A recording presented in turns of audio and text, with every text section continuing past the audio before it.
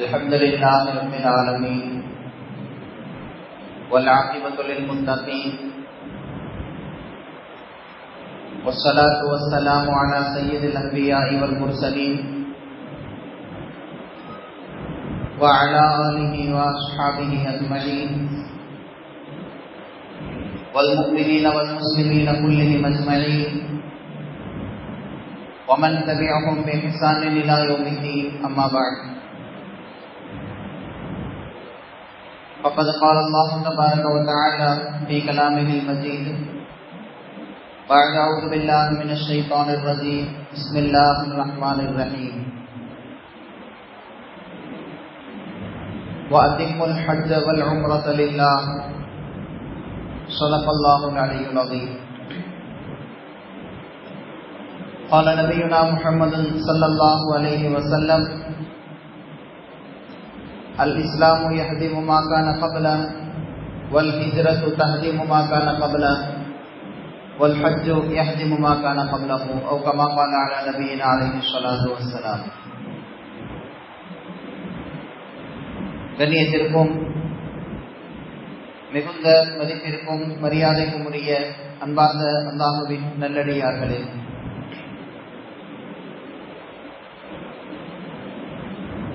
சங்கையான ரமதானுடைய மாதத்தை நிறைவு செய்து தொடர்ந்து நல்ல அமல்களின் பக்கமே நம்முடைய கவனங்கள் நீடித்திருக்கும் வண்ணமாக அதற்கடுத்து ஒரு சங்கையான மாதம் நம்மை முன்னோக்கி வந்து கொண்டிருக்கிறது. துல்ஹஜ்ஜுடைய மாதம் நம்மை நெருங்கிக் கொண்டிருக்கிறது. ஹஜ்ஜு காரியங்கள், குர்பானினுடைய கடமைகள்,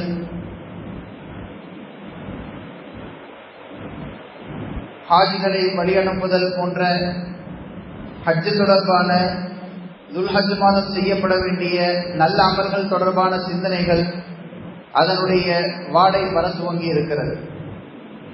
ஆங்காங்கே ஹாஜிகளை வழியனுப்பக்கூடிய நிகழ்ச்சிகள், ஹாஜிகளை ஒன்று கூட்டி ஹஜ் உம்ராவினுடைய விளக்கங்களை சொல்லித் தரக்கூடிய வழிகாட்டு கூட்டங்கள் என்று நடக்க துவங்கி இருப்பதெல்லாம் ஹஜ்ஜனுடைய வாடையை நுகருவதற்குண்டான வாசலை திறந்து வைத்திருக்கிறது.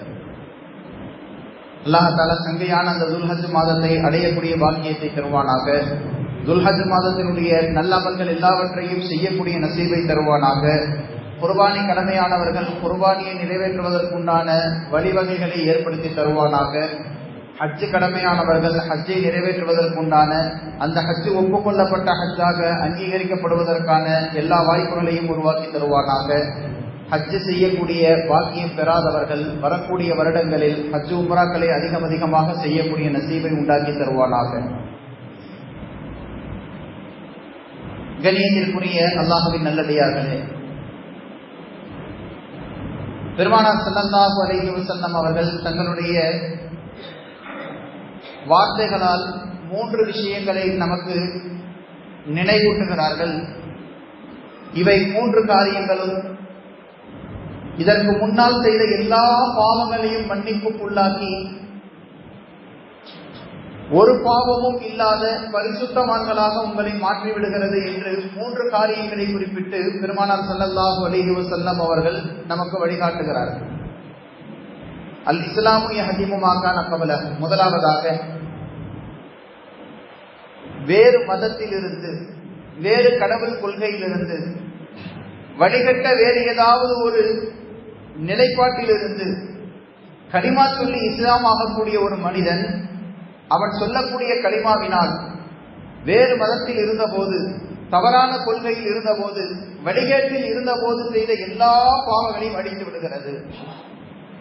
இஸ்லாத்திற்குள்ள எப்ப கலிமா சொல்லி நுழைந்து விட்டாரோ அவருடைய பாவத்தின் கணக்கு மொத்தமாக அழிக்கப்பட்டு அன்றிலிருந்து புது கணக்கு இருந்து துவங்கப்படுகிறது.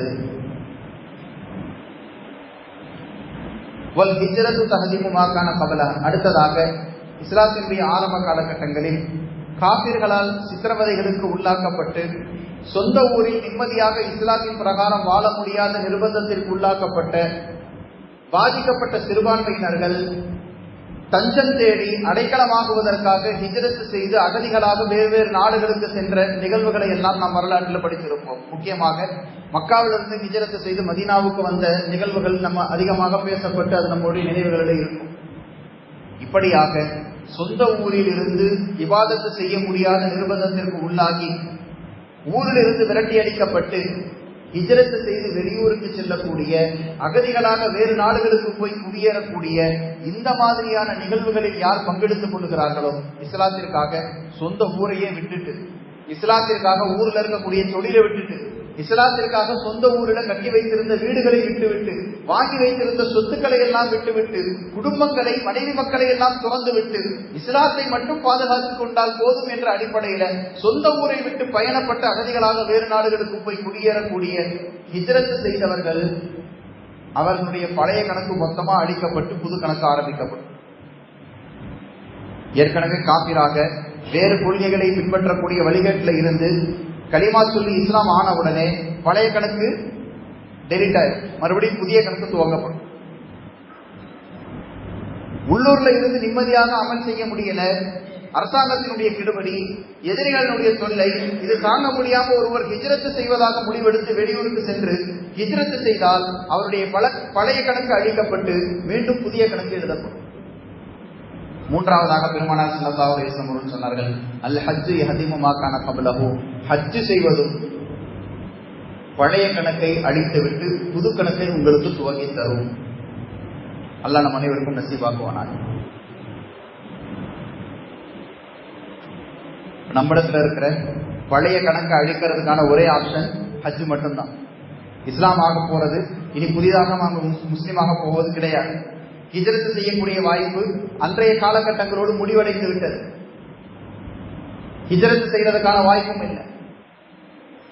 இனி முன் செய்த பாவங்கள் எல்லாமே அழிக்கப்பட்டு புதிய கணக்கு துவங்குவதை போல அன்று பிறந்த பாலகனுக்கு எப்படி புது புக்கு போட்டு எழுதப்படுதோ அப்படி எழுதப்பட ஆரம்பிக்கப்பட வேண்டுமானால் ஹஜ் செய்வதை தவிர்த்து வேற எந்த வழியும் இல்லை என்பதை நாம் புரிந்து கொள்ள கடமைப்பட்டிருக்கிறோம். ஹஜ் செய்வது என்பது முன்னால் செய்த எல்லா பாவங்களையும் மன்னித்து, வேறொரு ஹதீஸ்ல பெருமானார் ஸல்லல்லாஹு அலைஹி வஸல்லம் அவர்கள் சொல்வார்கள், தாய் வயிற்றிலிருந்து அன்று பிறந்த பாலகனுடைய கணக்கில் எப்படி எந்த நன்மையோ பாவமோ எழுதப்பட்டு இருக்காதோ அப்படி பரிசுத்தமாக எந்த பாவமும் இல்லாததாக அவருடைய பதிவேடு மொத்தமாக அழிக்கப்பட்டு புதிதாக பிறந்த குழந்தையை போல ஹஜ் செய்தவர் திரும்பி வீடு வருகிறார் என்று பெருமானார் ஸல்லல்லாஹு அலைஹி வஸல்லம் அவர்கள் சொன்ன செய்திகளை நாம் நினைவில் வைக்க கடமைப்பட்டிருக்கிறோம். அல்லாஹ் நம் அனைவருக்கும் இந்த நசீபை தருவானாக. ஹஜ் செய்வது என்பது முன்னால் உள்ள எல்லா பாவங்களையும் அழித்து ஒரு மனிதனை பரிசுத்தப்படுத்தி விடுகிறது. இன்னும் எத்தனையோ பல ஏராளமான நன்மைகளை உள்ளடக்கிய ஒரு மிகப்பெரிய அதிசயமான ஒரு பயணம் ஹஜ்ஜுடைய பயணம். திருமக்கள் சொல்லுவார்கள், மார்க்கத்திலே எல்லாமே வணக்கமும் வழிபாடும் அமலாக நினைத்து அதை நாம் செய்வதற்காக வேண்டி நமக்கு வழிகாட்டப்பட்டு இருக்கிறது. மார்க்கத்தில் உள்ள எல்லாமே ஒரு கடமையாக, ஒரு வேலையாக நம்மிடத்துல கொடுக்கப்பட்டு அதை செய்ய சொல்லி நம்மிடத்துல வேலை வாங்கப்படுகிறது. ஹஜ்ஜை பொறுத்தவரையில ஒரு எஜமானன் அடிமையை வேலை வாங்குவது போல, ஒரு முதலாளி ஒரு வேலையாளரிடத்துல, ஒரு பணியாளர் இடத்துல வேலை வாங்குவது போல வேலை செய்யக்கூடிய சூழ்நிலை ஹஜ்ஜில் இல்ல. ஹஜ் என்பது ஒரு மிகப்பெரிய அனுபவம்.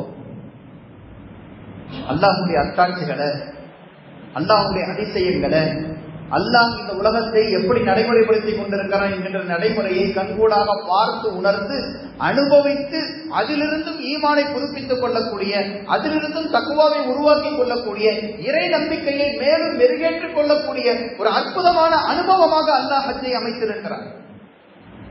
ஹஜ் என்பது ஒரு அமல் என்பதை தாண்டி ஹஜ்ஜுங்கிறது ஒரு அனுபவம்.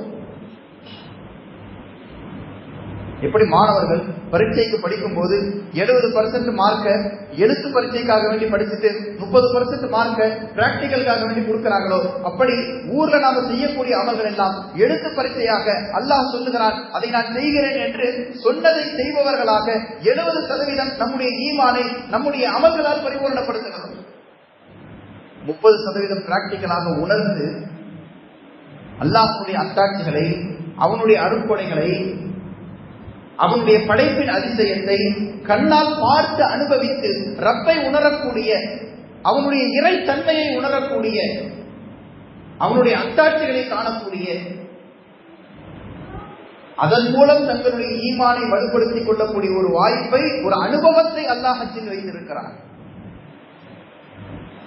எனவே ஹஜ்ஜை ஒரு அமலாக அல்லாமல் ஒரு அனுபவமாக, அதிலிருந்து படிப்பினையும் பாடமும் பெறக்கூடியவர்களாக நாம் ஆகிக் கொள்ள வேண்டும். அல்லாஹ் தஆலா இந்த மார்க்கத்தை பரிபூரணப்படுத்தி விட்டதாக ஒரு வசனத்தை இறக்கியது நம் எல்லோருக்கும் தெரியும்.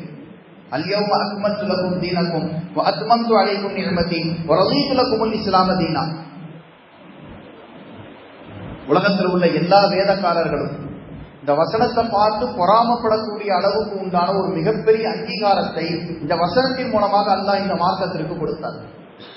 அல்யௌம அக்மல்து லகும் தீனக்கும், உங்களுடைய மார்க்கத்தை நான் பரிபூரணப்படுத்தி விட்டேன்.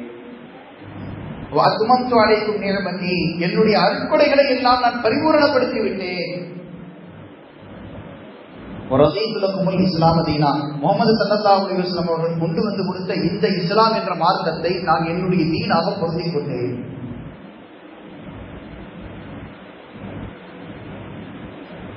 இந்த வசனம் இறங்கிய அந்த நாளை, வசனம் இறங்கிய காலகட்டத்தையும் அதற்கு பின்னால் இருக்கக்கூடிய வரலாற்று பின்னணிகள், அதற்கு பின்னால் நடந்த நிகழ்வுகளை எல்லாம் ஒப்பீடு செய்து மார்க்க அறிஞர்கள் ஒரு மிக நுட்பமான கருத்தை இங்கே பதிவு செய்திருக்கிறார்கள்.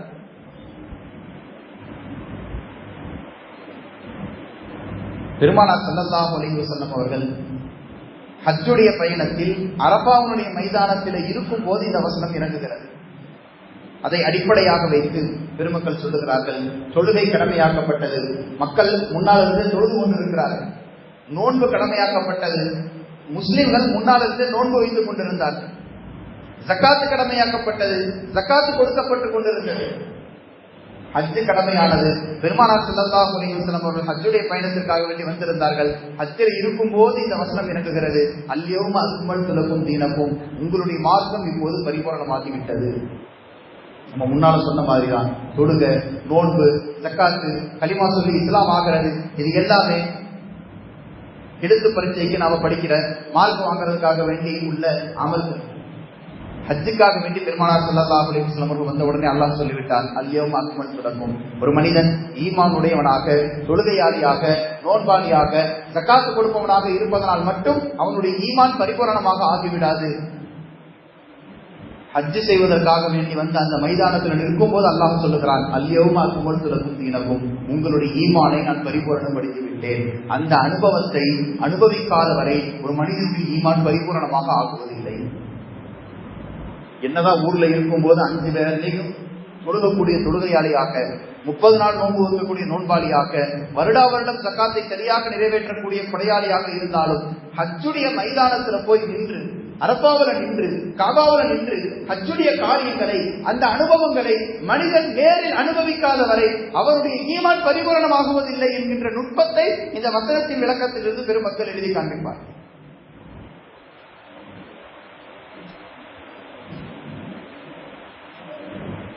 ஒரு மனிதனுடைய ஈமான் பரிபூரணம் அடைவதில் ஹஜ்ஜு செய்வதற்கு ஒரு மிகப்பெரிய பங்களிப்பு, அது இல்லாததனால் ஈமானினுடைய ஒரு மிகப்பெரிய குறைபாடு ஒரு மனிதனுடைய உள்ளத்தில் இருந்து கொண்டே இருக்கும்.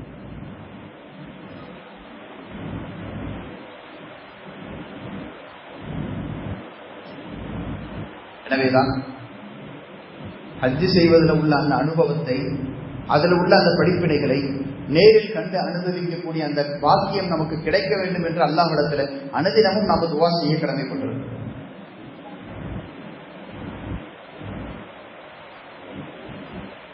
அது மட்டுமல்ல, உலகத்தினுடைய யதார்த்தத்தையும் மௌத்தினுடைய சிந்தனையையும்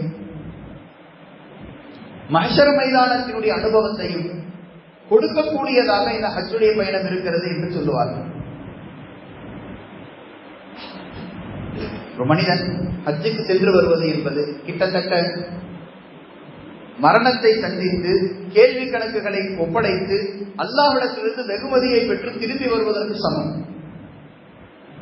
முதல் கட்டமாக ஹாஜிகள் செய்ய போவது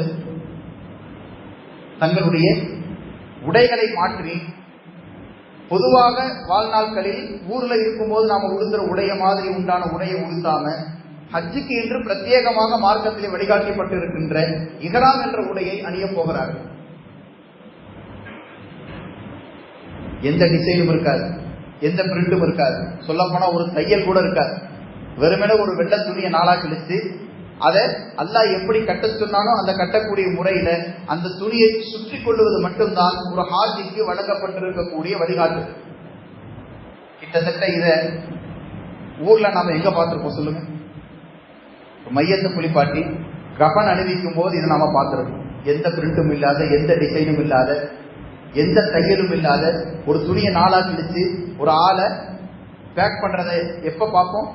உன்ன ஹஜ்ஜுக்கு போகக்கூடிய ஹாஜிகள் ஊர்ல இருந்து இஹ்ராம் கட்டிட்டு போகக்கூடியவங்களாக இருந்தா இஹ்ராம் கட்டி இருக்கக்கூடிய ஹாஜியை நேர்ல பார்த்தா அதை பார்க்கக்கூடிய காட்சியை பார்க்கறதுக்கு வாய்ப்பு கிடைக்கும். இல்லைன்னா ஹஜ்ஜு செய்யறவங்களுடைய வீடியோ போட்டோ ஏதாவது வந்தா அதுல ஹாஜிகள் இஹ்ராம் துணி உடுத்திருக்கிறத பார்த்தா வெறும் ஒரு வெள்ளை துணி எடுத்து அதை உடுத்த வேண்டிய முறையில உடுத்தி இருக்கிறத நம்மளால பார்க்க முடியும். இது இல்லாம வேற நாட்கள்ல இந்த டிசைன் எங்க பார்க்க முடியும்? ஒரு மனிதன் மரணித்து விட்டால் அவனுடைய உடைகளை களைந்து வெள்ளை துணியை கொண்டு அல்லாஹ் அதை எப்படி முறையாக சுற்ற சொல்லி இருக்கிறானோ, எப்படி அணிவிக்க சொல்லி இருக்கிறானோ அப்படி கஃனாக அணிவிக்கப்படும் போது வெள்ளை துணியை உடுத்த வைக்கிறத நம்ம பார்ப்போம். இஹ்ராமும் கஃனும் கிட்டத்தட்ட ஒரே பாடத்தை தான் உணர்த்துகிறது. இஹ்ராமும் கஃனும் கிட்டத்தட்ட ஒரே பாடத்தை தான் உணர்த்துகிறது.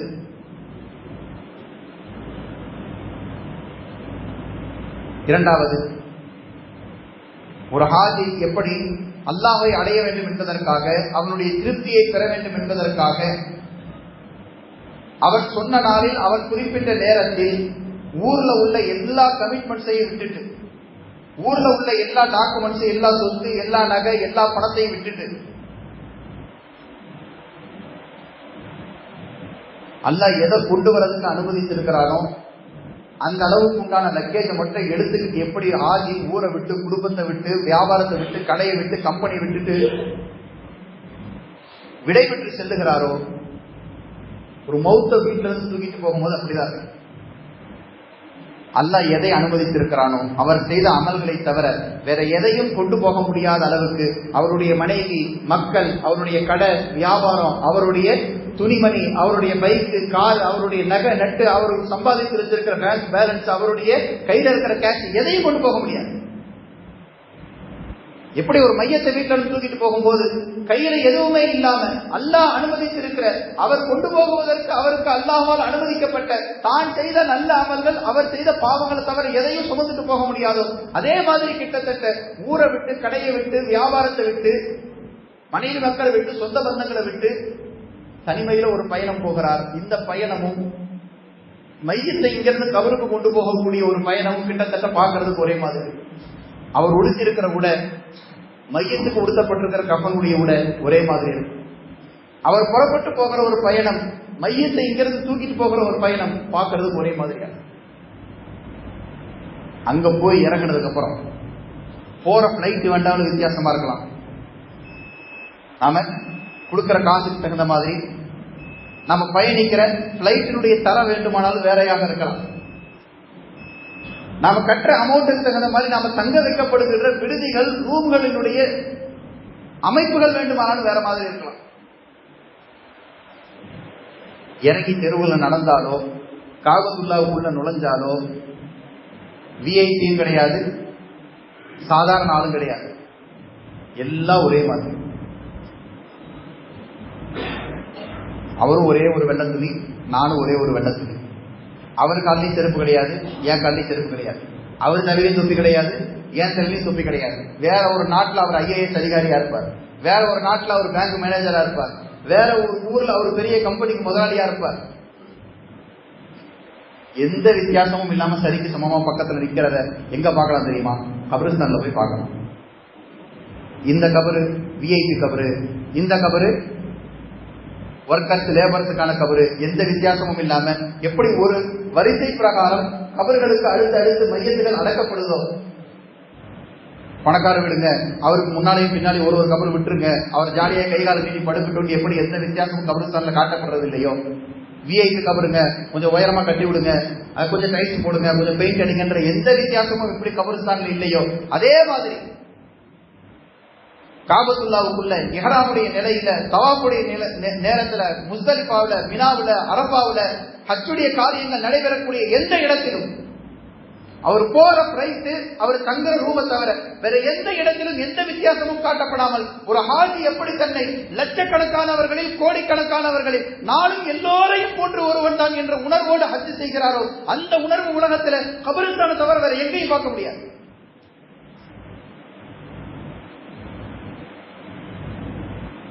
எப்படி ஒரு மையத்தை கபரிஸ்தானுக்கு கொண்டு போனா எங்க குழி வெட்டி வச்சிருக்கோ அந்த குழியில கொண்டு போய் மேல உள்ள கபர்ல யார் இருக்கிறா, கீழே உள்ள கபர்ல யார் இருக்கிறா, ரைட்ல உள்ள கபர்ல யாரு, லெப்ட்ல உள்ள கபர்ல யாருங்கிற எந்த விசாரணையும் இல்லாம வெட்டி வச்ச குழியில ஆளை கொண்டு போய் போட்டுட்டு வரோமோ அதே மாதிரி முன்னால யார் இருக்கிறா, பின்னால யார் இருக்கிறா, வலது பக்கம் இடது பக்கம் இருக்கிறவர்கள் யார் என்று எந்த அறிமுகமும் இல்லாத, எந்த வித்தியாசமும் இல்லாத, ஏழை பணக்காரன், அரசன், ஆண்டி என்ற எந்த வித்தியாசமும் இல்லாத ஒரு சூழ்நிலையில ஒரு மனிதன் 40 நாள் இருந்துட்டு வர்றானா, கபரிஸ்தான்ல இருக்கிறதுக்கு உண்டான, கபருக்குள்ள படுக்கிறதுக்கு உண்டான ஒரு முன் உதாரணத்தை, ஒரு ஒத்திகையை ஹஜ் நமக்கு தருகிறது.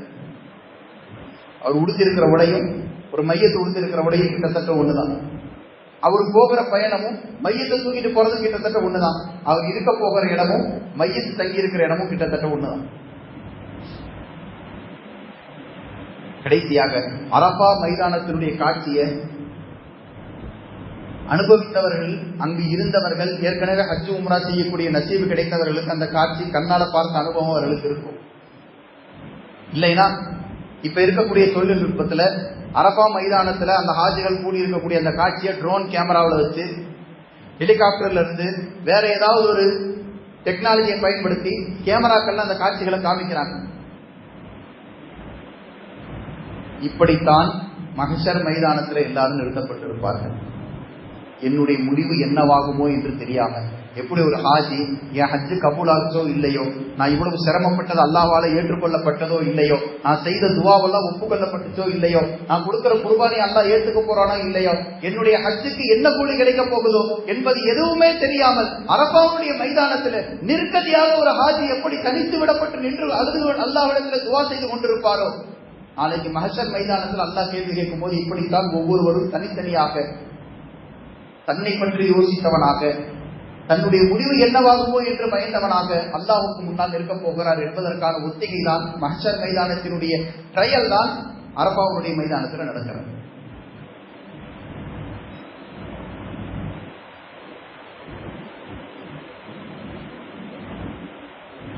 கண்ணியத்திற்குரியவர்களே, ஹஜ்ஜுக்கு புறப்பட்டு போயிட்டு மறுபடியும் ஊருக்கு வர்றதுங்கிறது, மௌத்தை சந்திச்சுட்டு கஃனை உடுத்தி கபரிஸ்தானுக்கு போய் அல்லாஹ்விடத்தில் நின்று கேள்வி கணக்குகளை சந்திச்சு விசாரணை எல்லாம் முடிச்சு தீர்ப்பாகி வெளியே வருவதற்கு சமமான, அப்படியே டிட்டோ இதுல இருக்கிறது எல்லாமே அதுல இருக்கிற மாதிரியான ஒரு அம்சத்தை வைத்து அல்லாஹ் ஹஜ்ஜை உருவாக்கி இருக்கிறார்.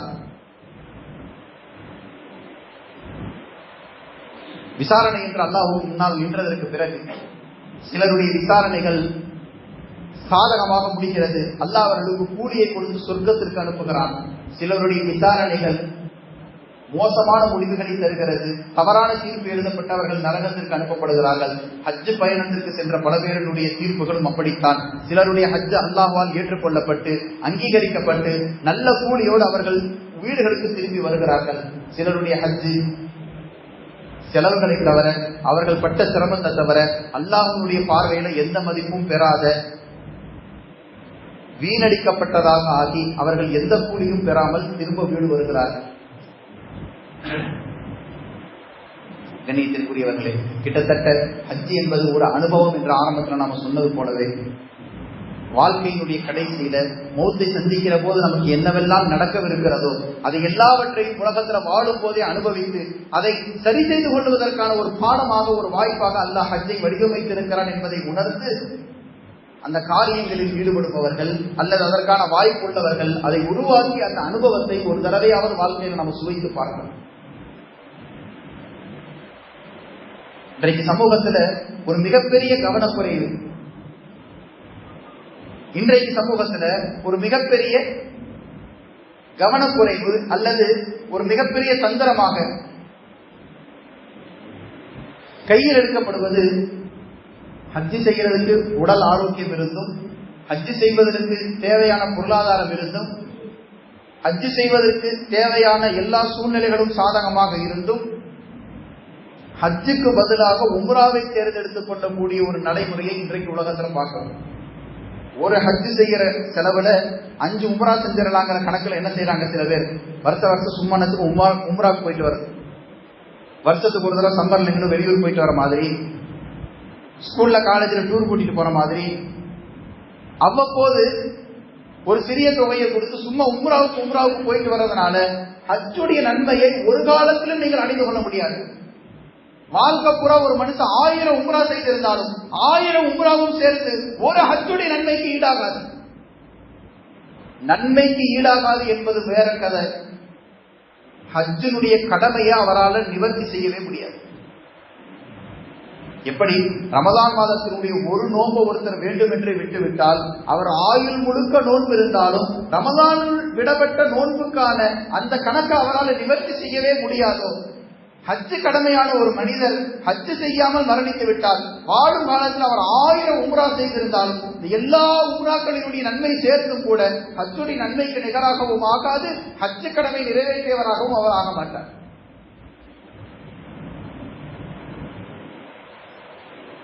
இன்றைக்கு நிறைய பேர் இடத்துல ஹஜ்ஜுக்கும் உம்ராவுக்கும் உண்டான வித்தியாசம், ஹஜ்ஜுங்கிறது கடமை, உம்ராவுங்கிறது ஒரு சுன்னத்தான அமல். எப்படி தொழுகையில 4 ரக்காத் 2 ரக்காத்துல தொழுகையில பரதான தொழுகைகள் என்று இருக்கிறது, அதிலேயே சுன்னத்தான தொழுகைகள் என்று முன்னாலும் பின்னாலும் தொழுகுவதற்கு வேறு தரத்துல வேறு தொழுகைகள் இருக்கிறது. நோன்புல பரதான நோன்புல ரமதானுடைய 30 நாள் நோன்பு இருக்கு. இது தவிர மீதி நாட்கள்ல வைக்கக்கூடிய சுன்னத்தான நபிலான நோன்புகளுக்கு என்று தனித்தனி அந்தஸ்து இருக்கு. பொருளாதாரத்தினுடைய கடமையில குர்பானியும் ஜக்காத்தும் கடமை என்ற அந்தஸ்திலும் வாஜிப் என்ற அந்தஸ்திலும் இருக்கு. இது இல்லாம சதக்கா தர்மம்னு வேற வேற அந்தஸ்துகள்ல வேற தான தர்மங்கள் இருக்கிறது என்பதை விளங்கி இருக்கிற மாதிரி ஹஜ்ஜுங்கிறது ஒரு கடமை. ஹஜ்ஜு அல்லாத நேரத்துல செய்யப்படுகின்ற உம்ரா எத்தனை செஞ்சாலும் அது பூரா சுன்னத்துங்கிற வித்தியாசத்தை விளங்காம டிக்கெட்டை போட்டு பிளைட்ல ஏறி காபாவையும் மதீனாவையும் போய் ஜியாரத் செஞ்சுட்டு வந்துட்டா, அங்க இருக்கிற 2 போட்டோவை எடுத்து பேஸ்புக்ல போட்டுட்டா, அங்க இருக்கிற மாதிரி 2 போட்டோவை எடுத்து இன்ஸ்டாகிராம்ல போட்டுட்டா கடமை முடிஞ்சிருச்சுன்னு நினைக்கக்கூடிய மனநிலைமைக்கு இன்றைக்கு சமூகம் வந்திருக்கு.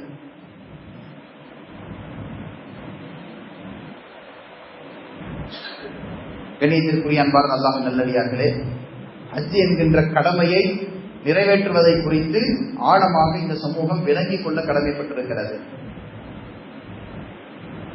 உம்ரா செய்ய வேணான்னு யாரையும் டிமோட்டிவேட் பண்ணல, உம்ரா செய்யக்கூடாதுங்கிற எண்ணத்தில் இங்கே பேசப்படல. ஆனால் ஒரு சில நாடுகளில் ஹஜ்ஜுக்கு செல்லக்கூடிய தகுதி இருப்பவர்கள் ஹஜ்ஜுக்கு போகாம உம்ராவுக்கு விசா அப்ளை பண்ணா விசாவே தரதில்லை. முதல்ல ஹஜ்ஜு செய்யன்னு அவங்களே வலியுறுத்துறாங்க. காரணம் என்ன? உம்ரா செய்துட்டு வந்துட்டா ஹஜ்ஜு செய்யற ஆர்வம் பாதியா குறைஞ்சிருக்கு. அது ஏற்கனவே பார்த்த இடம் தானே. ஒரு டூரிஸ்ட் போறதா இருந்தா எந்த ஊருக்கு போலான்னு பேசும்போதே என்ன யோசனை வரும்? அந்த ஊர் ஏற்கனவே பார்த்தாச்சுப்பா அப்படின்ட்டு. எப்படி போன இடத்துக்கே திரும்ப போகுவதற்கு மனிதனுடைய மனம் இயல்பாகவே ஒப்பாதோ அந்த மாதிரி ஃபர்ஸ்ட் ஒருத்தர் உம்ரா செய்துட்டு வந்துட்டாருன்னா பிறகு காலம் கழியும் போது அவருக்கு ஹஜ்ஜு செய்யக்கூடிய வாய்ப்பு இருந்தாலும் எதுக்கு மறுபடியும் காசை கூட்டிட்டு போய் அதே இடத்த மறுபடியும் பார்க்கணுங்கிற எண்ணம் ஒரு மனிதனுக்கு இயல்பாக வந்துடும். நவுதுபில்லா. அந்த எண்ணம் வரக்கூடாதுன்னா ஹஜ்ஜு செய்யக்கூடிய வாய்ப்பு உள்ளவர்கள் ஹஜ்ஜை தவிர்த்துட்டு முதல்ல உம்ரா செய்யறதே தடை விதிக்கணும். சில மார்க்கத்தினுடைய சட்ட வல்லுநர்கள் அதை தடையாகவும் பதிவு செய்திருக்கிறார்கள். ஹஜ்ஜு செய்யக்கூடிய வாய்ப்பு உள்ளவர், பொருளாதாரத்திலும் உடல் ஆரோக்கியத்திலும் குடும்ப சூழ்நிலைகளிலும் ஹஜ்ஜு செய்வதற்கான வசதி உள்ளவர் வேண்டும்னே ஹஜ்ஜு செய்யாம ஃபர்ஸ்ட் உம்ரா செய்யறதா இருந்தா அவருடைய உம்ராவுக்கு அனுமதி தரக்கூடாது என்று மார்க்கத்தினுடைய சட்ட வல்லுநர்களும் பதிவு செய்திருக்கிறார்கள். சில நாடுகள் அதை கடைபிடிக்கவும் செய்கிறது. இன்றைக்கு நம்முடைய பகுதிகளில் அந்த மாதிரியான கடைபிடிப்புகள் அந்த மாதிரியான கட்டுப்பாடுகள் இல்லை. மக்களிடத்திலும் அந்த விழிப்புணர்வு இல்லாததுனால அவங்களுக்கு சௌரியமான ஒரு தேதியில செலவு கம்மியா இருக்கக்கூடிய ஒரு சர்வீஸ்ல நல்ல நேரமா பார்த்து ஒரு உம்ராவுக்கு போயிட்டு வந்துட்டு அல்ஹம்துலில்லாஹ் பார்க்க வேண்டிய எல்லாத்தையும் பார்த்தாச்சு, போட்டோ எடுத்தாச்சு, அதனால கடமை முடிஞ்சு போச்சு, இனிமே நாம ஹஜ்ஜுக்கு போகணுங்கிறதுக்காக வேண்டி ரிஸ்க் எடுக்க வேண்டிய அவசியம் இல்லை என்று உட்கார்ந்து கொள்வது, ஃப்ரீயா இருக்கிற நேரத்தில் சுன்னத் தொழுகையை தொழுதுட்டு வக்து வந்த உடனே பரது தொழுகையை தொழுதுங்கன்னு சொன்னா நான் தான் சுன்னத் தொழுதுட்டல்ல அப்படின்னு பரது தொழுகாம இருக்கிறது எவ்வளவு வேடிக்கையோ, எவ்வளவு பெரிய முட்டாள்தனமோ, எவ்வளவு பெரிய பாவத்திற்கு சமமோ அந்த பாவம் அவர்களுக்கு ஏற்படும். எனவே உம்ராவை வைத்து ஹஜ்ஜினுடைய மதிப்பை குறைத்து விடக்கூடாது என்பதுல நம்ம கவனமாக இருக்கணும். யாருக்கு அல்லாஹ் வாழ்க்கையில ஹஜ்ஜே செய்யறதுக்கு நசீபு கடைசி வரைக்கும் தரலையோ, அந்த புனித ஸ்தலங்களை ஒரு தடவையாவது வாழ்க்கையில பார்க்கறதுக்கு வேற ஏதாவது வழி இருக்கான்னா, அப்படி ஒரு வழியை உருவாக்கி தருவதற்காகத்தான் உம்ரா உருவாக்கப்பட்டதே தவிர ஹஜ்ஜுக்கு ஈக்குவலாகவோ ஹஜ்ஜுக்கு நிகராகவோ உம்ரா ஒருபோதும் ஆகாது என்பதை நாம விளங்கிக் கொள்ளணும். அல்லாஹ் தஆலா ஹஜ்ஜு அடிக்கடி செய்யக்கூடிய நசீபையும் தருவானாக. ஹஜ்ஜினுடைய கடமைகள் எல்லாம் நீங்கி மீதம் இருக்கக்கூடிய நாட்களில் அதிகமாக உம்ராக்களையும் செய்யக்கூடிய நசீபை தருவானாக. அந்த அனுபவங்களை கொண்டு வாழ்க்கையிலும் மௌத்துக்கு பிறகும் உண்டான எந்தெந்த செயல்பாடுகளுக்கெல்லாம் ஒத்திகையாக அல்லாஹ் ஹஜ் உம்ராவை உருவாக்கி இருக்கிறானோ அந்த எல்லா படிப்பினைகளையும் பெற்றவர்களாக ஹஜ் உம்ரா தரக்கூடிய அனுபவங்களை வைத்து வாழ்க்கைகளை சீராக்கி கொள்ளக்கூடிய நல்ல நசீபை அல்லாஹ் தஆலா நம் அனைவருக்கும் தந்தருள் புரிவானாக.